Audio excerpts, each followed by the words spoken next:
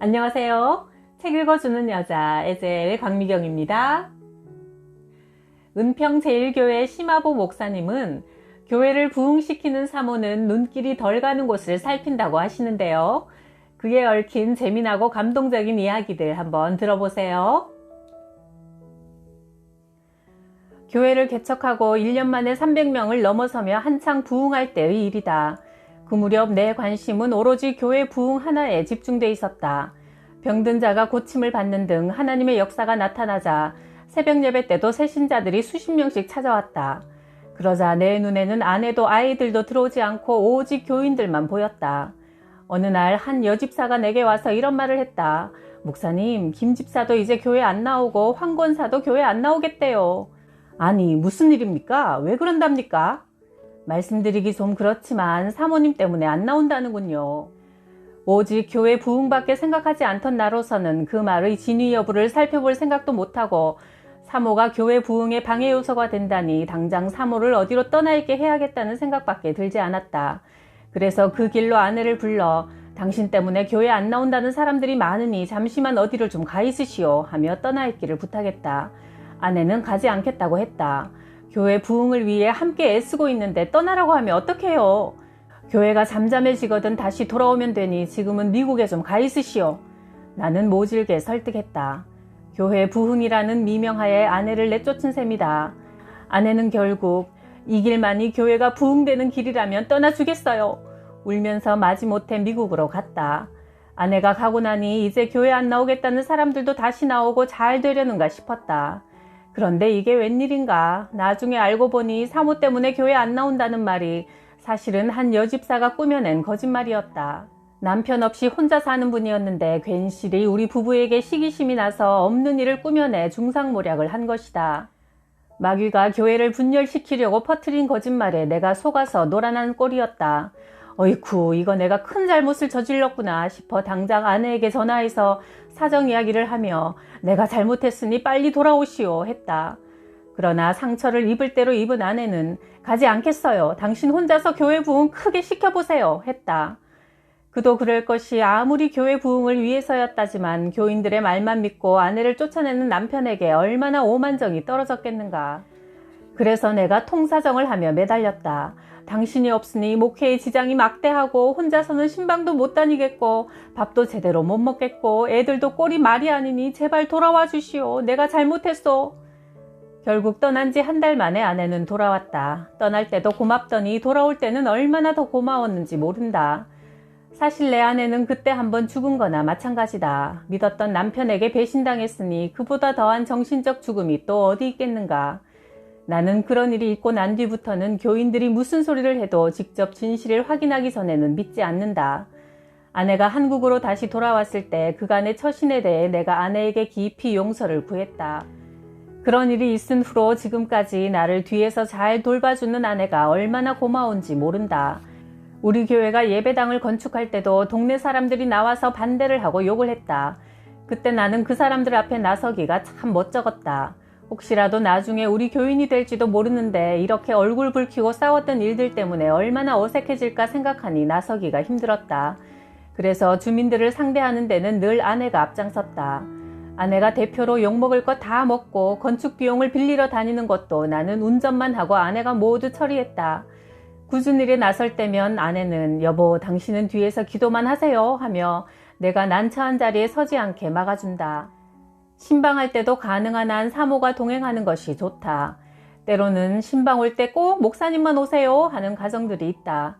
그런 집은 더더욱 사모와 같이 가야 한다. 그것이 목사님과 사모님 둘 다 시험에 빠지지 않고 사는 길이다. 이것이 바로 교회를 부흥케 하는 사모의 역할이요. 목회자들은 그런 아내를 예수님이 교회를 목숨을 바쳐 사랑하셨듯이 사랑하고 옆에서 잘 보호해 주어야 한다. 언젠가 다른 교회 목사님의 아내가 내게 이런 질문을 했다. 우리 교회가 작기 때문에 다른 교회에 출석하는 친정 가족들이 저희 교회에 11조를 주십니다. 그런데 이것을 교회 재정에 넣어야 할까요? 나는 이렇게 대답했다. 다른 교회에 나가는 가족들이라면 출석하는 교회에 11조를 내는 게 마땅합니다. 저도 개척 당시 경제적으로 너무나 어려워서 부모님께 가족들의 11조를 모아서 보내주면 도움이 되겠다고 했더니 저희 어머님이 뭐라고 하신 줄 아세요? 너도 이 다음에 교인들에게 그렇게 가르칠 거냐? 내가 섬기는 교회가 따로 있는데 내가 어떻게 너희 교회 11조를 하겠니? 내가 너를 위해 할 수 있는 것은 기도밖에 없다. 가족들에게 11조를 받는다면 나중에 내 교인들이 목사님 11조는 제가 우리 교회보다 더 어려운 교회에 하겠습니다 하고 말해도 할 말이 없게 됩니다. 그것은 하늘나라의 질서를 깨트리는 일입니다. 그리고 왜 이것을 교회 재정에 넣어야 할지 말아야 할지를 고민합니까? 받으면 안 되는 것이요. 그리고 무슨 돈이든 일단 헌금으로 들어오면 당연히 교회 것이지 목회자의 것이 아닙니다. 한 번은 저희 교회에 출석하던 사람이 다른 교회로 옮겨갔습니다. 우리 교회에서 문제도 해결받고 가족도 구원받은 성도였는데 어느 날 제게 이런 편지를 보내왔어요. 다 좋은데 이 교회에는 찬양이 없어서 다른 교회로 가겠습니다. 개척교회 때라 찬양 인도하고 악기를 연주할 사람들도 부족해서 찬송이 약하긴 했습니다. 그래서 나는 그분에게 다른 교회로 가셔서 더 열심히 신앙생활 잘 하시라고 했습니다. 그랬더니 얼마 지나서 그 성도가 목사님 책 사보시는데 보태 쓰세요 하며 도서비를 보내왔어요. 저는 당장 돌려보냈습니다. 제가 왜 우리 교회 성도도 아닌 사람에게서 돈을 받습니까? 제게는 제 양이 있는데 왜 남의 양에게서 얻어먹겠습니까? 그래서 도서비는 당신이 섬기는 목자에게 주라고 했더니 적어서 안 받는 줄 알고 돈을 더 넣어서 보냈더군요. 다시 돌려보냈습니다. 그랬더니 저보고 목사님은 참 이상합니다. 다른 목사님들은 주면 다 받는데 왜 안 받으세요? 했습니다. 그러나 받아야 할 이유가 전혀 없습니다. 그래야 하나님 앞에서나 사람 앞에서나 떳떳하게 목회할 수 있습니다. 준다고 덥석덥석 다 받아놓으면 그것이 미끼가 되어 언제 곤란을 겪게 될지 모릅니다. 마음에 부담이나 두려움이 있어서는 목회도 신앙생활도 바르게 할 수 없습니다. 나는 목사가 되기 전에 사업을 한 적이 있다. 어려서부터 가난하게 살았기 때문에 가난을 원수같이 생각했고 어떻게 해서든 돈을 벌어 가난에서 벗어나는 게 꿈이었다. 그래서 사업을 시작했다. 어느 해 겨울 가죽 잠바를 만들어 탄광촌에 팔면 크게 돈벌이가 될 것 같아 가죽을 잔뜩 사다가 옷을 만들어서 삼척 탄광촌을 찾아갔다. 지금은 가죽옷이 흔하지만 수십 년 전에는 귀한 옷이었다. 더군다나 강원도 삼척의 강추위에 늘 단조로운 막장 생활에 지친 광부들에게 가죽 잠바가 하나의 자랑거리가 될 수 있을 거라는 심리적인 배경까지 고려할 때 가죽 잠바 장사는 아주 좋은 아이디어 같았다. 그런데 이게 웬일인가 12월에 삼척에 갔는데 웃옷을 벗고 다닐 정도로 더웠다. 12월이 다 지나가고 1월이 되었는데도 날은 추워질 기미가 보이지 않았다. 그러니 누가 가죽 잠바를 사 입겠는가. 그래서 도로 씻고 와서 청계천에 몽땅 버렸다. 그동안 번 돈을 다 거기에 투자했는데 정말 그해 겨울만 추웠다면 지금 나는 목사가 안 되었을지도 모른다. 그러나 그 사업의 길은 내가 갈 길이 아니고 하나님께서 그 길로 가지 못하게 막으신 것이다. 그해 그 따뜻한 겨울 날씨 때문에 망한 사람이 한둘이 아니었다. 옷장사, 스케이트장 운영하는 사람들 다 함께 망했다. 그때 나도 같이 망한 줄 알았다. 당시 집사 때는 교회 생활을 아주 형편없이 했다. 믿음이 있어서라기보다 습관처럼 교회를 다녔는데 그 따뜻했던 겨울 이후 의지할 것이 아무것도 없어 암담해졌을 때야 비로소 하나님 살려주세요 하며 기도원으로 올라갔다. 완전한 빈털터리가 되어 하늘산 기도원이라는 데를 찾아갔다. 근심 걱정 태산 같고 갈 데 없어서 갔는데 어디서 그렇게 많은 사람들이 와서 성령을 받는다고 아우성을 치는지 처음엔 별 희한한 곳도 다 있다 싶었다. 그런데 시간이 조금 흐르고 보니 이렇게 많은 사람들이 성령을 받아 뜨거운데 나도 성령을 좀 체험해야겠다는 생각이 들었고 그때부터 기도하기 시작했다. 집회 마지막 날 원장인 이천석 목사님이 안수기도를 해준다고 하여 맨 앞자리에 앉아서 몸을 앞뒤로 흔들며 열심히 기도했다. 목사님이 내 머리에 손을 얹더니 믿습니다 하고 지나갔다. 그런데 아무 변화가 없었다. 그래서 한 번만 더 받아보자 하는 마음으로 자리에서 일어나 얼른 뒷줄로 가서 앉았다. 목사님이 혹시 나를 알아보고 당신 조금 전에 기도받지 않았소 할까봐 이번에는 몸을 앞뒤로 흔들지 않고 좌우로 흔들며 기도했다. 이번에도 목사님이 믿습니다 하고 지나갔다. 그러나 여전히 맨송맨송 하기만 했다. 도대체 난 왜 이렇지? 그래 좋다 3, 4번이다 하는 마음으로 다시 뒷줄로 가서 앉았다. 마지막으로 목사님이 또 와서 믿습니다 하고 지나갔지만 달라진 것이라고는 아무것도 없고 마음만 답답했다. 다른 사람들은 성령 받았다고 기뻐서 어쩔 줄 몰라 하는데 나는 도대체 이게 뭔가? 사람들이 다 떠난 뒤에 몇몇 사람들이 옹기종기 모여 앉아 다시 기도하기 시작했다. 하나님, 다른 사람 다 받은 성령 제게도 주시옵소서. 저도 성령으로 뜨겁게 해주시옵소서. 성령 세례를 받으려고 길을 썼지만 소용이 없었다. 그런데 누가 오더니 회개를 해야 한다고 했다. 하나님, 내 죄를 용서해 주십시오. 내 죄를 용서해 주십시오. 하나님, 저는 왜 남들이 다 받는 것을 못 받습니까? 애간장이 녹아 들어가는 것 같은 심정으로 성령으로 뜨겁게 해주십시오 하고 한참 기도하고 있는데 누군가 지나가면서 내 어깨에 손을 얹는 듯한 느낌이 들더니 그와 동시에 내 입에서 생소한 이상한 말들이 쏟아져 나왔다. 말로 표현할 수 없는 한없는 기쁨이 넘쳤다. 마음이 뜨거워 도저히 그 자리에 앉아 있을 수가 없어 밖으로 나와서 다시 기도했다.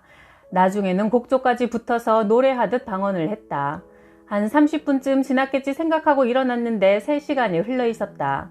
마음이 어찌나 날아갈 듯 기쁘고 좋은지 무슨 일이라도 해야 할 것 같아 빗자루 하나를 들고 눈 덮인 기도원 전체를 싹싹 쓸었다. 그리고는 기도원을 내려왔다.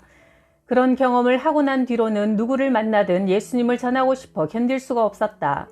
버스를 타면 옆자리에 앉은 사람에게 복음을 전하고 길 가다가 부딪히면 그 사람에게 복음을 전했다.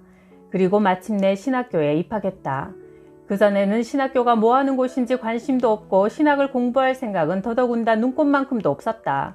어떻게 해서든지 돈을 많이 벌고 나중에 장로가 되어 헌금 많이 하려고 했지 목회를 하고 싶다는 생각은 해본 적이 없었다. 그런데 하나님께서 내게 그런 삶을 바라지 않았던 모양이다. 그때 그 성령의 역사가 아니었다면 나는 목사가 안 되었을 것이다. 내가 개척한 은평제일교회가 1년 만에 300명 이상으로 부흥한 것도 성령을 힘입은 결과이며 목회자로서 이제까지 견뎌올 수 있었던 것도 하나님께서 끊임없이 성령의 충만함을 부어주셨기 때문이다. 교회가 부흥하지 않는다고 문제될 것이 없다. 생활이 어려운 것도 문제될 것이 없다. 성령의 충만함을 받고 나면 난국을 헤쳐나갈 수 있게 된다. 중국의 신학자 워치만 리가 하루는 배를 타고 황하를 건너가는데 배가 그만 암초에 걸려버렸다. 그래서 기도했다. 하나님, 이 배를 어떻게 좀 해주세요. 그러자 이런 하나님의 음성이 들려왔다. 내가 배를 번쩍 들어서 암초를 건너뛰게 해주랴 아니면 강물이 불어나게 해서 배를 띄워주랴. 워치만 리는 후자의 방법을 하나님께 구했다. 문제는 암초였지만 물이 암초보다 더 많으면 문제될 것이 없는 것이다. 마귀는 자신이 던진 문제에 우리가 걸려 못 이겨낼 때 아주 좋아한다. 그러나 이까짓 것은 문제도 아니라고 생각하고 성령의 능력으로 넘어서 버리면 마귀는 왔다가 7길로 도망가 버린다. 그러므로 우리는 그 무엇보다 성령 충만을 구해야 한다. 너희가 악할지라도 자녀에게 좋은 것을 주는데 하물며 하늘에 계신 아버지께서 구하는 사람에게 성령을 주시지 않겠느냐. 누가복음 11장 13절. 내가 신학교 다닐 때 동기생 가운데 노처녀가 한 사람이 있었다. 시골에서 혼자 올라와 공부하던 사람인데 마땅히 묵을 곳도 없을 정도로 어려운 처지에 있었다. 당시 우리는 팀을 만들어 삼각산에 정기적으로 기도를 하러 다녔는데 한 번은 산에서 그 자매가 기도하는 소리를 듣게 되었다. 아버지, 저 왔어요 하더니 자매의 기도는 이렇게 이어졌다. 하나님 아버지, 이번 학기 등록을 해야 하는데 당장 돈이 없어요. 며칠까지 내야 하거든요. 그리고 아버지, 속옷도 떨어졌어요. 빨래하고 나면 갈아입을 옷이 없어요. 옷도 좀 사주셔야겠어요. 꼭 친정아버지한테 말하듯 기도하고 있었다. 그 자매는 하나님을 친정아버지처럼 믿고 의지하고 있었다. 우리도 어렵고 힘들 때면 부자인 친정아버지한테 가면 된다. 친정아버지는 아버지 저 왔어요 하는 딸의 인사만 받고도 그래 얘야 왔니? 너 힘들었구나. 이 예비가 척 보면 다 안다. 불황이라 김서방도 요즘 많이 힘들지. 어서 들어와라. 우선 밥부터 먹고 쉬어라. 그래 얼마나 필요하니? 하시는 아버지의 따뜻한 배려에 아버지 고마워요 하며 받아오지 않는가. 친정아버지는 잘 사는 아들네보다 어려운 딸네 집에 마음을 더 쏟게 마련이다. 우리 믿는 자들은 능력이 많으셔서 죽은 자도 살리시고 없는 것을 있게 하시고 안 되는 것을 되게 하시는 하나님을 친정아버지처럼 의지하고 살면 된다. 원래 베드로의 이름은 시몬이었다. 시몬은 흔들리는 갈대라는 뜻이다. 예수를 알기 전에는 그의 마음이 여자의 마음과 비슷했던 모양이다. 그런데 예수님께서 요한의 아들 시몬아, 이제부터는 너를 게바, 베드로라고 부르겠다 하신 이후 그는 베드로 반석이 되었다. 좋은 이름을 갖는 것은 중요하다. 좋게 불러주면 불러주는 방향대로 흘러가는 경향이 있기 때문이다. 사실 나는 목회를 시작하면서 심하보라는 내 이름을 바꾸려고 했다. 하고 많은 이름 중에 하보가 뭔가? 이 이름으로는 도저히 교회가 부흥할 것 같지 않았다. 초등학교 다닐 때는 아이들이 심바보라 부르는 통에 놀림도 많이 받았다. 심하보라는 이름 대신 어떤 이름으로 바꾸는 게 좋을까 하고 이국리 저국리 많이 해보았지만 마땅히 바꿀 이름이 떠오르질 않아 여태 그냥 심하보라는 이름을 그대로 가지고 있었는데 이제 와서는 이름을 바꾸지 않고 그냥 두기를 참 잘했다는 생각이 든다. 내 이름이 얼마나 귀한 이름인지 하나님께서 깨닫게 해주셨기 때문이다. 내 이름을 풀어 말하면 심히 하나님이 보호하시는 사람이다. 그래서 나는 어디를 가나 자부심과 긍지를 갖는다. 비행기를 타면 내가 동승자들에게 하는 말이 있다. 내 덕분에 무사히 가는 줄이나 아세요? 하나님께서 나를 심히 보호하시니 나와 동행하는 사람들도 보호하실 게 아닌가. 남들이 알아주든 말든 나는 그렇게 믿는다. 한 번은 마산에 집회하러 갔을 때 지역의 몇몇 목사님들이 마중 나와 계셨는데 내게 악수를 청하면서 이렇게 말했다. 심히 하나님이 보고 싶어 하시는 목사님이 오셨네요. 하는 바람에 이름의 의미가 한 가지 더 생겼다. 졸지에 하나님의 지극한 사랑을 받는 사람이 되었다. 감사한 일이다.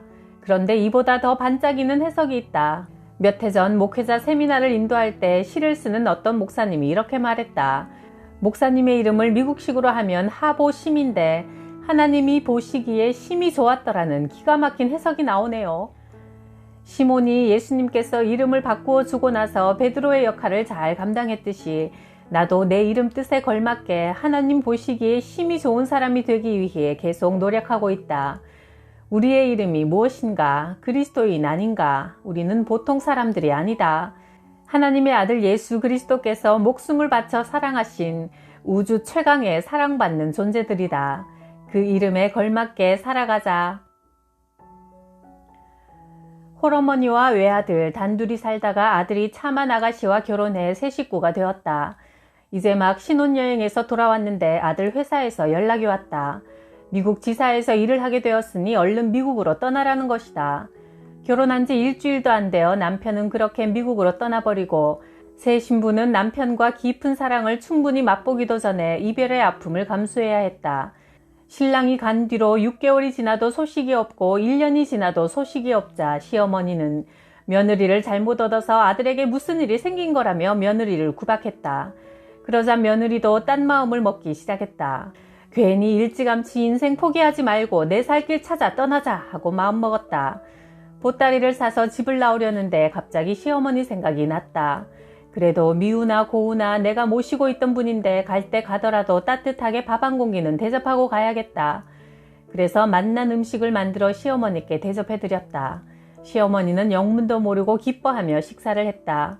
설거지까지 끝낸 뒤 이제는 진짜 이별이다 생각하며 대문을 나서려는데 우편 배달부가 남편의 편지를 들고 왔다. 반가운 마음에 보따리를 들고 방으로 다시 뛰어들어가 편지를 읽어 내려갔다. 사랑하는 아내에게 여보 고생 많지? 나 이곳에서도 한시도 당신을 잊어본 적이 없어. 편지는 금세 눈물로 뒤범벅이 되었다. 이렇게 자신을 사랑하는 남편의 마음도 모른 채 집을 떠나려 했던 자신의 모습이 어리석어 보여 쌌던 보따리를 다시 풀었다. 내가 못된 년이지. 남편이 이렇게 나를 사랑하는데 가긴 어딜 가. 그리고 시어머님이 구박할 때마다 방에 들어와 편지를 읽으며 용기를 얻었다. 나중에는 편지 내용을 몽땅 외워버렸다. 그렇게 첫 번째 편지를 받은 후 1년이 지나도록 남편에게서는 다시 아무런 연락이 없었다. 홀로 2년의 시간을 보낸 새댁은 내가 그깟 편지 한 통 때문에 쓸데없이 세월을 또 허송했구나. 이번엔 진짜 가야겠다며 다시 보따리를 쌌다. 그런데 이번에도 시어머니가 마음에 걸려 따뜻하게 밥 한 끼 대접해드리고 막 대문을 나서려는데 이번에도 우체부가 남편의 편지를 전해주었다. 여보, 그동안 연락이 없어서 걱정 많았지? 걱정하지 마시오. 당신이 살 집을 준비하느라 바빠서 연락을 못했소. 내 조만간 당신을 데리러 갈 테니 조금만 더 참아주기 바라오. 사랑하오. 편지를 읽고 나니 그동안 쌓였던 서름이 눈물이 되어 뚝뚝 떨어졌다. 집을 떠나려 했던 마음은 어느새 사라져버렸다. 시어머니의 구박이 심해질 때마다 새댁은 편지를 읽으며 힘을 얻었다. 그렇게 읽고 또 읽다 보니 나중에는 편지 내용을 다 외워버렸다. 그렇게 또 세월이 흘렀다. 이제는 더 이상 편지 때문에 인생을 망칠 필요 없다는 생각이 들어 이제 떠나면 다시는 돌아보지도 않으리라 마음먹고 마지막으로 어머니에게 식사를 차려드리고 나오는데 초인종이 울리더니 소포예요. 도장 가지고 나오세요. 한다. 남편이 보내온 작은 소포였다. 방으로 가지고 와서 뜯어보니 예쁜 상자 안에 반짝반짝 영롱한 빛을 내고 있는 다이아몬드 반지가 고이 들어있는 게 아닌가. 작은 쪽지에는 여보 내 사랑의 증표로 이 선물을 보내오 라고 쓰여 있었다. 다시금 힘이 났다. 그렇게 행복할 수가 없었다. 새댁은 반지를 이불 밑에 숨겨놓고 시어머니가 아무리 눈총을 주고 구박을 해도 반지를 끼워보며 견딜 수 있었다. 그러던 어느 날 남편에게서 전보가 왔다. 모월 모일에 한국에 도착하오. 공항으로 마중을 나오시오. 드디어 그날이 되었다. 무슨 옷을 입고 공항에 나갈까 고민하며 옷장을 뒤졌지만 그동안 딱히 옷을 사입지도 못하고 하여 마땅한 옷이 없었다. 결혼식 날 입었던 드레스가 전부였다. 하얀 웨딩드레스를 입고 공항에 도착하니 입국 절차를 마친 사람들이 하나둘씩 나오기 시작했다. 그중 눈부시게 하얀 신사복을 차려입은 남자와 새댁의 눈이 마주쳤다. 눈길이 오가는 순간 그들은 상대가 자신의 아내요 신랑이라는 것을 깨달았다. 아내의 눈에서 눈물이 뚝뚝 떨어졌다. 신랑은 아내를 꼭 안고 눈물을 닦아주며 이렇게 말했다. 여보 그동안 고생 많았지. 나 없는 동안 애 많이 썩구려. 당신과 함께 살 집을 마련해 놓고 오느라고 이렇게 늦었어. 자 이제 갑시다. 나와 함께 가서 영원토록 행복하게 삽시다. 이것이 바로 성경의 스토리다. 첫 번째 온 편지가 구약성경, 두 번째 온 편지가 신약성경, 세 번째 온 선물이 위로의 성령님, 네 번째 온 전보가 천사의 나팔소리, 그리고 공항에 온 신랑이 예수님이시다. 공항으로 마중 나간 아내는 물론 우리다. 우리는 신부되고 예수 그리스도는 신랑이 되신다. 신부된 우리는 신랑을 만날 때 우리의 주홍 같은 피를 예수님의 보혈로 다 씻고 새하얀 세마포를 입게 될 것이다. 우리의 신랑 되신 예수님께서 이렇게 말씀하신다. 너희는 마음에 근심하지 마라. 하나님을 믿고 또 나를 믿어라. 내 아버지 집에는 있을 곳이 많다. 내가 너희를 위해 처소를 마련하러 가니 너희가 있을 곳을 마련하면 다시 와서 너희를 내게로 데려다가 내가 있는 곳에 너희도 함께 있게 하겠다.